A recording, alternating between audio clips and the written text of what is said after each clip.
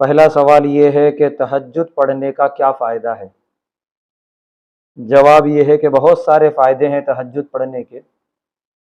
سورہ مزمل میں اللہ نے فرمایا ہی اشد وطئن، کہ تہجد پڑھنے سے آدمی کا جو نفس ہوتا ہے، جس نفس کی بہکانے میں آ کے وہ بڑے سے بڑے گناہ کرتا ہے، وہ نفس جو ہے وہ دب جاتا ہے۔ وطئن کے معنی روند جانا، جیسے کسی چیز کے اوپر سے گاڑی گزر جائے تو کیسے وہ بالکل پس جاتی ہے وہ چیز، اسی طرح نفس کو روند دیتی ہے تہجد کی نماز، بالکل دبا دیتی ہے، اس کے اندر طاقت نہیں رہتی کہ وہ دن کے اجالے میں گناہ کروائے۔ وَأَقْوَمُ قِيلًا، اور تہجد پڑھنے والے کی زبان بہت صحیح اور درست ہوتی ہے، وہ سچ بولتا ہے، صحیح بولتا ہے، حق بولتا ہے، غیبت نہیں کرتا، جھوٹ نہیں بولتا۔ اسی طریقے سے تہجد کے وقت میں جب بندہ اٹھتا ہے تو یہ مقبولیت کا وقت ہوتا ہے، کہ اس وقت جو دعا مانگتا ہے بندہ اللہ کے دربار میں قبول ہوتی ہے۔ تو بہت بڑا فائدہ، تہجد کے وقت میں اپنے ارمان اللہ کے سامنے رکھیں اور جو چاہیں اللہ سے مانگ لیں، اللہ کو منوا لیں۔ اسی طرح تہجد پڑھنے والا، علماء نے لکھا ہے کہ تہجد کی نماز اس کی قبر کو روشن کرتی ہے جب دنیا سے وہ رخصت ہو جاتا ہے۔ اسی طرح علماء نے لکھا ہے کہ تہجد پڑھنے والے کو اللہ تبارک و تعالی رزق عطا فرماتے ہیں، ایسی ایسی جگہوں سے جہاں سے اس کو گمان بھی نہیں ہوتا۔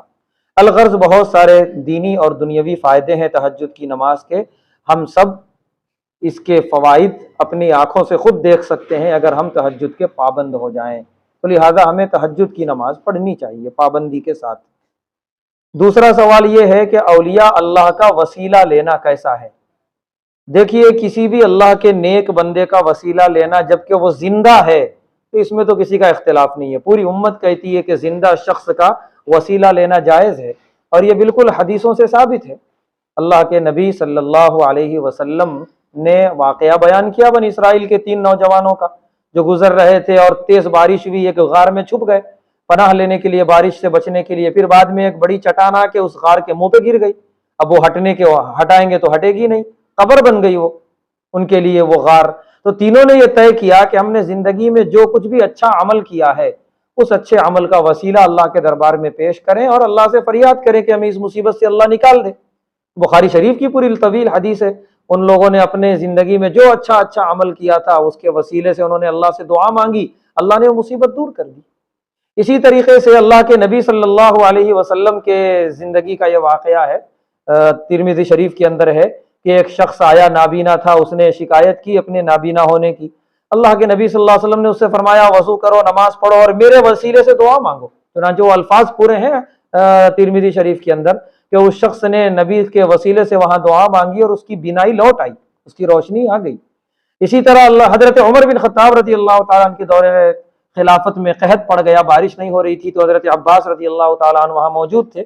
تو حضرت عمر بن خطاب رضی اللہ تعالیٰ عنہ نے دعا مانگی ان کے وسیلے سے کہ اللہ یہاں نبی کے چچا موجود ہیں، ان کے وسیلے سے ہمیں بارش عطا فرما، تو اللہ نے بارش نازل کی۔ تو بہرحال زندہ اگر کوئی شخص ہے اور اس کے وسیلے سے دعا مانگی جا رہی ہے، اس کے اچھے اعمال کے وسیلے سے، تو اس میں کوئی اختلاف نہیں ہے۔ رہی وہ یہ بات کہ انتقال ہو گیا اس شخص کا، تو کیا اب اس کے وسیلے سے دعا مانگی جا سکتی ہے؟ تو بعض ہمارے بھائیوں کا کہنا ہے کہ نہیں مانگ سکتے، اب مرحوم کا وسیلہ لینا جائز نہیں ہے۔ لیکن بعض بھائی یہ بھی کہتے ہیں، جس میں یہ بندہ بھی ہے، کہ وہ شخص جب تک زندہ تھا نیک تھا اور اس کی نیکی کا وسیلہ لینا جائز تھا، تو انتقال کے بعد نعوذ باللہ وہ برا تو نہیں ہو گیا،